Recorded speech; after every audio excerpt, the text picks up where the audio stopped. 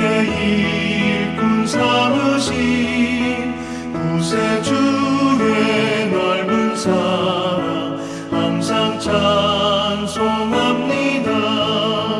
나를 일꾼 삼으신 주 크신 능력 주시고 언제든지 주 뜻대로 사용하여 주소서. 내게 부어주시려고 은혜 예비하신 주, 주의 은혜 채워주사 능력 있게 하소서. 나를 일꾼 삼으신 주 크신 능력 주시고 언제든지 주 뜻대로 사용하여 주소서.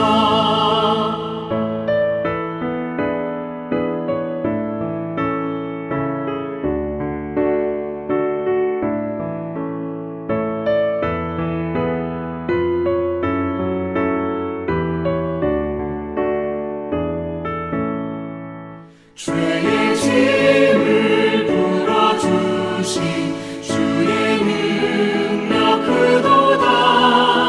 나를 피로 사신 예수 내 맘속에 오소서. 나를 일꾼 삼으신 주 크신 능력 주시고 언제든지 주 뜻대로 사용하여 주소서. 주여 내게 성령으로 충만하게 채우사 생명수가 강물처럼 흐르게 하옵소서. 나를 일꾼 삼으신 주 크신 능력 주시고 언제든지 주 뜻대로 사용하여 주소서. 아멘.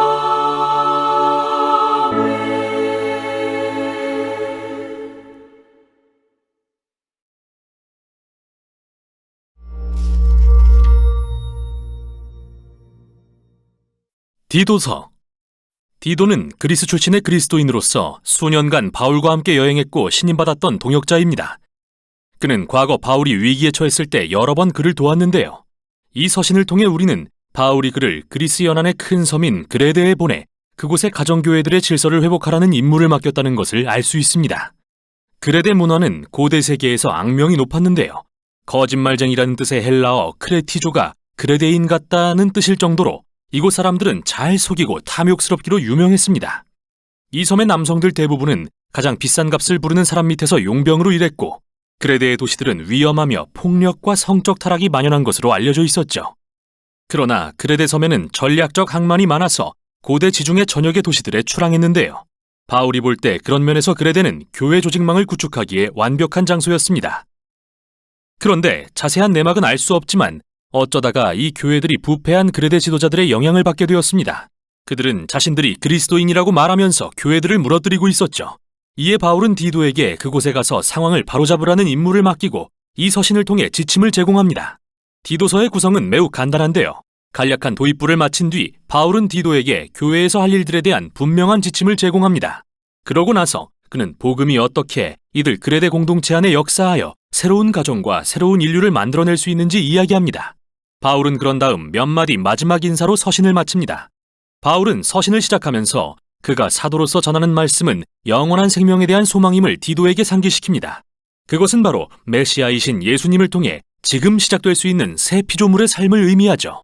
또 이 소망은 거짓이 없으신 하나님께서 오래전에 약속하신 것입니다. 지금 서두의 이 짧은 글은 이 서신 전체의 바탕이 되는 중요한 주제를 소개하는데요. 그레데 교회들의 문제 중 하나는 기독교의 신인 예수님과 그들이 어릴 때부터 익숙했던 그리스 신들, 그 중에서도 특히 최고의 신인 제우스를 비슷한 신으로 혼동하고 있었다는 것입니다. 그레데인들은 제우스가 그레데 섬 출신이라고 주장했고 음흉한 기질의 제우스가 여자들을 유혹하고 거짓말로 원하는 것을 얻어냈다는 이야기들과 신화들을 말하길 즐겼습니다. 이에 바울은 예수님을 통해 계시된 하나님이 제우스와는 전혀 다른 분이라는 것을 아주 확실히 하길 원했습니다. 그분은 근본적으로 신실하고 진실하십니다. 이는 그리스도인의 생활 방식 역시 진실해야 함을 의미하는데 이 그레데인들에게 진짜 도전이 아닐 수 없죠. 그래서 바울은 디도 앞으로 두 가지 임무를 맡깁니다. 첫째는 각 교회 공동체에 그가 장로라고 부르는 새 지도자들을 임명하는 일로서 그레데 문화와는 전혀 다른 방식으로 살아가는 성숙한 남편과 아버지들로 구성된 팀을 만드는 것입니다. 그들은 자기 가정은 물론 공동체 전체에서 정직하고 예수님께 온전히 헌신하며 절제할 줄 알고 관대하기로 알려진 자들이어야 합니다. 또한 이 새 지도자들은 예수님에 대한 복음을 가르칠 수 있어야 합니다. 이어 디도의 둘째 임무는 거짓 지도자들을 책망하는 일인데요. 바울은 이들을 할례받은 자들이라고 부릅니다. 다시 말해서 이들은 자신들이 예수님을 따른다고 말하는 그레데 출신의 유대인들인데요. 갈라디아 교회에서 일어난 문제와 비슷하게 이들도 이방인 그리스도인들에게 진정으로 메시아이신 예수님을 따르고 싶다면 할례를 받고 토라의 율법을 준수해야 한다고 강요했죠. 바울은 그들이 유대인의 허망한 이야기와 사람들이 만든 계명에 집착한다고 말합니다. 게다가 최악은 그들이 돈을 벌려는 동기로 교회의 지도자 자리에 앉아 있다는 건데요. 이에 대해 바울은 기발하게도 고대 시인 에피메니데스가 자기 동조 그레데인의 기질에 대해 다음과 같이 아주 솔직하고 정직하게 했던 말을 인용합니다. 그레데인은 늘 거짓말쟁이요, 악한 짐승이요, 먹는 것밖에 모르는 게으름뱅이다. 그들은 참과 거짓, 그리고 선과 악의 경계를 흐렸고 오로지 돈에만 매달렸죠. 이 지도자들은 하나님을 안다고 말하지만 그들의 그레데식 생활 방식은 그분을 부인하고 있죠. 이는 반드시 다뤄져야 할 문제인데요. 바울이 다음 단락에서 다루는 내용입니다. 이 부패한 지도자들 때문에 지금 많은 그레데 그리스도인들의 가정과 개인의 삶이 완전히 무너진 상황인데요. 바울은 3번에 걸쳐 이 모든 상황의 결과를 강조합니다. 예수님에 관한 하나님의 말씀이 비방을 받게 되었고 믿지 않는 이웃들에게 그리스도인들을 험담할 이유를 제공했으며 이로 인해 우리 구주 하나님에 대한 가르침이 전혀 매력 없고 설득력 없는 게 되고 말았습니다. 그래서 바울은 예수님께 헌신하는 이상적인 그레데인 가정의 모습을 그립니다. 나이 많은 사람들은 정직하고 절제할 줄 알아야 합니다. 그래야 젊은 사람들에게 좋은 성품의 본을 보일 수 있기 때문입니다. 그리고 젊은 여자들은 당시 그레데의 유행을 따라 자유로이 성관계를 하고 다니면서 결혼을 꺼리면 안 됩니다. 오히려 신뢰할 수 있는 배우자를 찾아서 안정되고 건강한 가정을 꾸리기 위해 노력해야 합니다. 또한 젊은 남자들도 마찬가지로 유익하고 건전한 시민이라는 평판을 얻어야 합니다. 그레데의 그리스도인 종들은 독특한 위치에 있었는데 우리도 알다시피 복음으로 인해 바울이 세운 교회 공동체 내에서 평등한 대우를 받았기 때문입니다. 그러나 여기에는 그들이 평등한 지위를 이용해 주인을 무시하거나 반란에 가담할 위험이 존재했습니다. 자칫 기독교의 가르침이 신뢰를 잃을 수 있는 상황이었는데요. 바울이 이 민감한 문제를 어떻게 다루는지 보시죠. 그는 예수님에 관한 복음이 정말로 그레데의 문화를 변화시키려면 사회 안에서 그 구속의 능력을 입증해야 한다고 믿습니다. 이는 그리스도인들이 사회에 변혁을 일으키거나 도시를 벗어나 수도 생활을 한다고 일어나는 게 아닙니다. 기독교의 가르침은 그리스도인들이 사회에 적극 참여해서 남들과 비슷하게 생활하고 가정을 꾸리는 모습을 보임으로써 그레데인들을 설득할 것입니다. 왜냐하면 결국에는 이웃들이 그리스도인들은 완전히 다른 가치관을 갖고 자신들의 신과는 전혀 다른 하나님에 대한 헌신으로 산다는 것을 발견할 테니까요. 그리고 그게 바로 바울이 2장 끝에서 아름답게 요약하는 차이점입니다. 그는 그리스도인의 생활 방식을 주도하는 가치관은 하나님의 풍성한 은혜이며 이는 인간이신 예수님을 통해 나타났고 그분의 재림 때 다시 나타날 것이라고 말합니다. 이 은혜는 예수님이 그분의 원수들을 구원하고 구속하기 위해 자신의 명예를 포기하시고 그들을 대신해 수치스러운 죽음을 감당하셨을 때 드러났습니다. 그리고 하나님의 백성은 그 은혜로 인해 그분의 너그러운 사랑과 모순되는 타락한 생활 방식을 거부하게 되는 것이죠. 그 후 바울은 그레데의 그리스도인들이 이제 가정을 넘어 사회 전반에서 새 인류로 살아가는 법을 제시합니다. 그리스도인들은 그 누구보다도 평화롭고 관용을 베풀며 권위에 순종하는 이상적인 시민이자 공익을 추구하는 자들로 알려져야 합니다. 하지만 이는 그레데인들이 자라온 방식과는 정말 다른데요.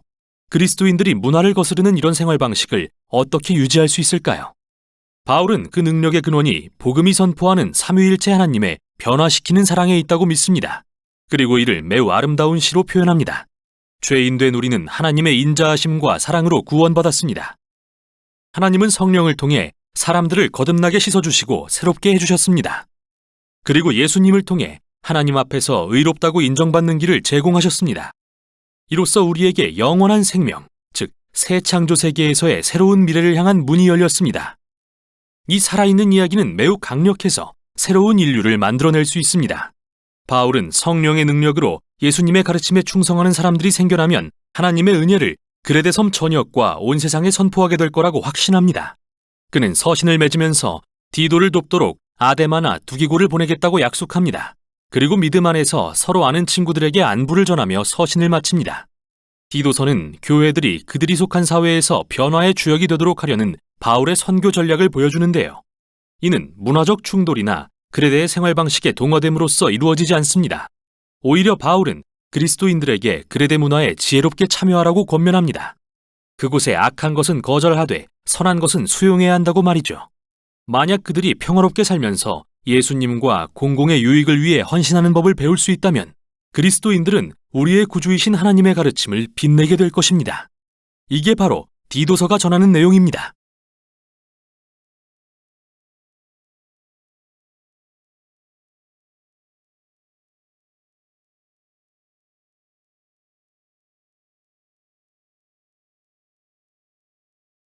디도서 제1장.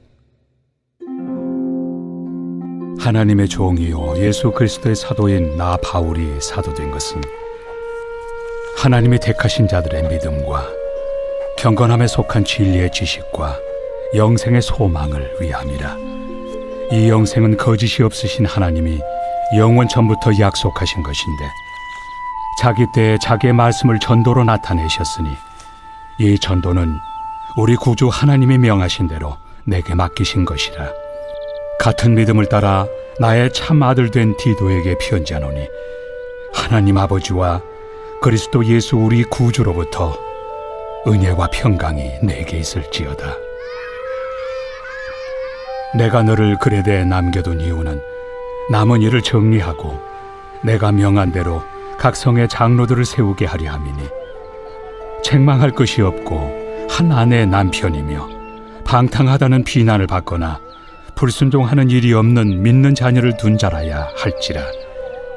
감독은 하나님의 청지기로서 책망할 것이 없고 제 고집대로 하지 아니하며 급히 분내지 아니하며 술을 즐기지 아니하며 구타하지 아니하며 더러운 이득을 탐하지 아니하며 오직 나그네를 대접하며 선행을 좋아하며 신중하며 의로우며 거룩하며 절제하며 미쁜 말씀의 가르침을 그대로 지켜야 하리니 이는 능히 바른 교훈으로 권면하고 거슬러 말하는 자들을 책망하게 하려 함이라. 불순종하고 헛된 말을 하며 속이는 자가 많은 중 할례파 가운데 특히 그러하니 그들의 입을 막을 것이라.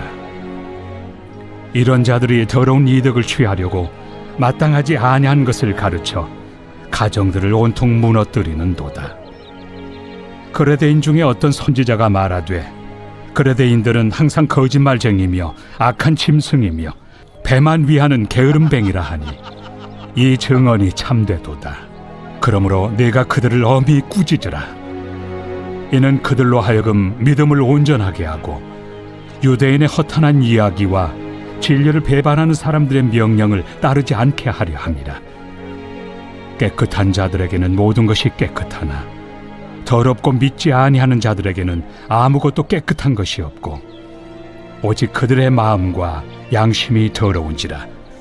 그들이 하나님을 시인하나 행위로는 부인하니 가증한 자요 복종하지 아니하는 자요 모든 선한 일을 버리는 자니라.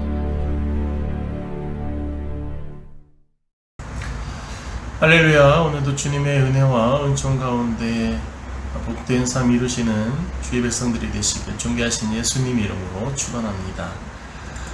이제 6월달이 되었습니다. 이제 저랑 우리 우린사운드 교회가 만난 것도 벌써 6개월이 지난, 반년이 지난 그런 세월이 되었네요. 언제나 주의 은혜 가운데서 서로 협력하여 선을 이룰 수 있는 저와 여러분이 되시길 바랍니다. 자, 오늘부터는 이제 디도서로 이제 시작이 됩니다. 디도서는 바울이 동역자인 디도에게 보낸 편지인데, 디도는 그리스와 소아시아에서 바울과 동역했던 사람입니다.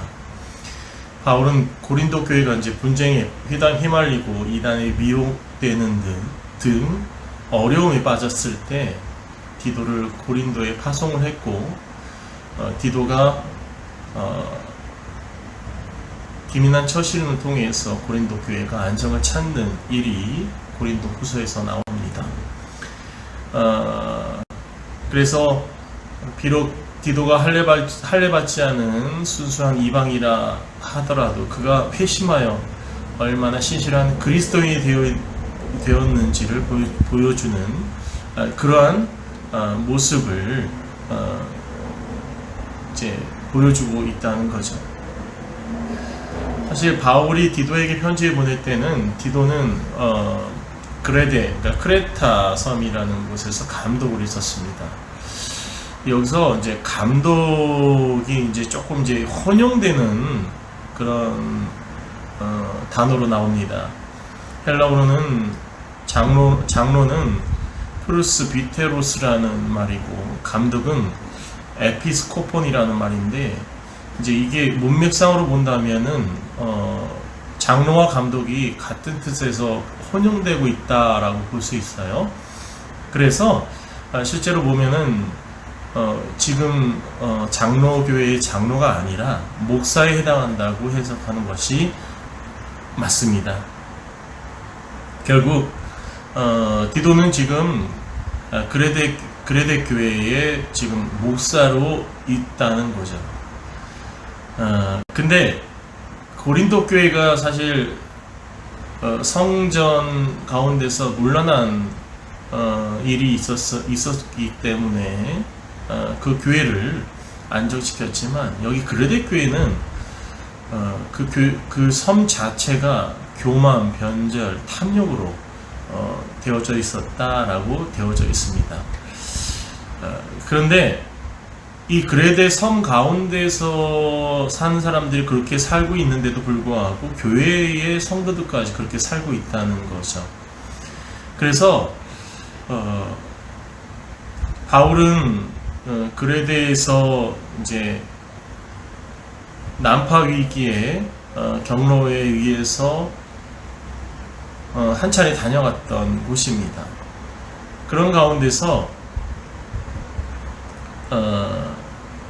이 그레데 교회가 조직을 갖추지 못한 이유 때문에 좀 많이 혼란스러웠고, 또 고린도 교회를 같이 이렇게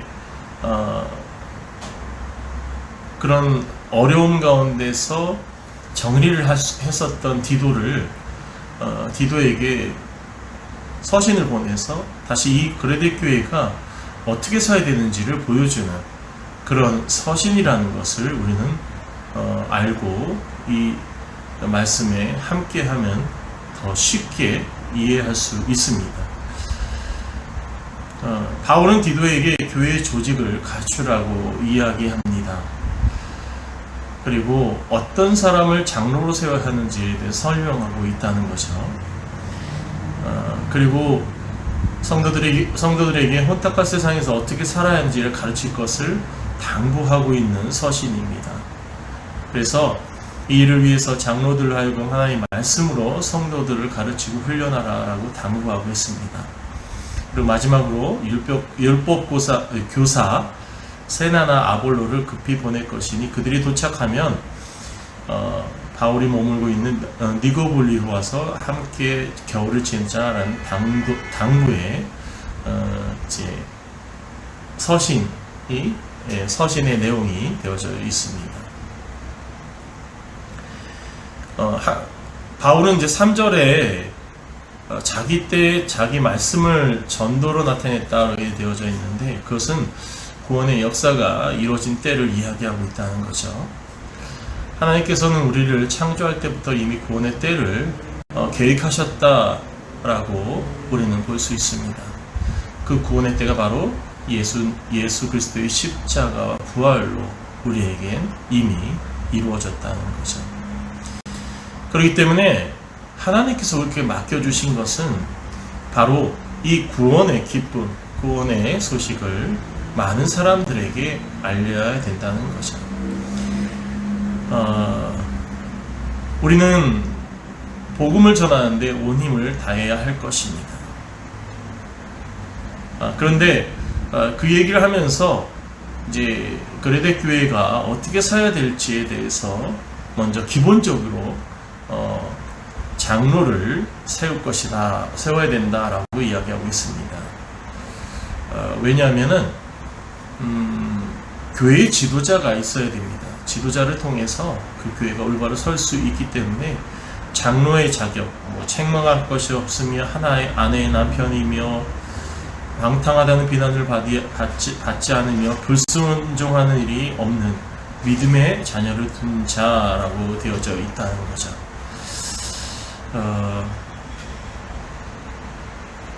어떻게 보면은 목사를 세우는데 필요한 그런 자격 요건이기도 합니다. 당시에는 이제 목사나 장로가 좀 혼용이 되었던 상태입니다. 지금은 목사와 장로가 사실 목사도 설교하는 장로예요. 어떻게 보면 그런 가운데서 교회 지도자의 자격을 오늘 이야기하고 있다는 거죠. 그래서 이 자격을 통해서 우리가 볼 때 하나님 앞에서 순전한 자를 통해 교회를 지도자로 세워야 된다라는 것을 우리는 볼 수 있습니다. 그래서 디도서에서 보면은 오늘 16절까지의 말씀을 보면은 성도의 영적 금절까지도 지금 말하고 있음을 볼 수 있습니다. 무엇보다도 이 지도자는 이 말씀대로만 되어진다면 정말 완벽한 자라고 볼 수 있다는 거죠.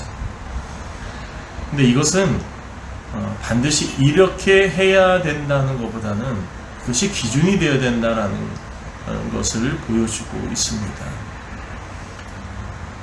그래서 지금으로 본다면은 최대한 교회 가운데서 존경받는 자로서 또 많은 사람들에게 유익이 되고 또 많은 사람들에게 본이 되는 자로서 세워져야 된다라고 되어진다면 오히려 더 정리할 수 있지 않을까 합니다.